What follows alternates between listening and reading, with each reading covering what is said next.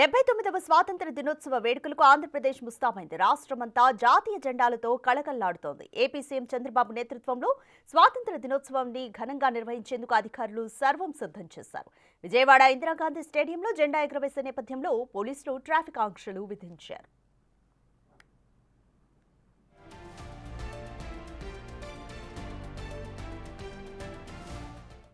ఉదయం 7 గంటల నుంచి సాయంత్రం 5 గంటల వరకు ట్రాఫిక్ ను వివిధ మార్గాలకు మళ్లించనున్నారు పోలీసులు.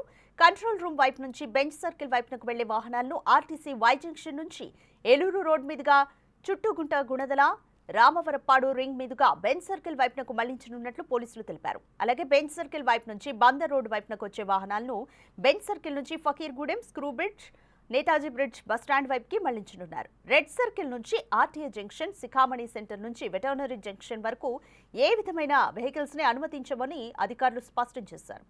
ఏఏ, A1, A2, B1, B2 ఇలాంటి పాస్ కలిగిన ప్రజలు నిర్దేశించిన మార్గాల్లో ఇందిరాగాంధీ స్టేడియంలోకి రావాలంటూ అధికారులు సూచించారు.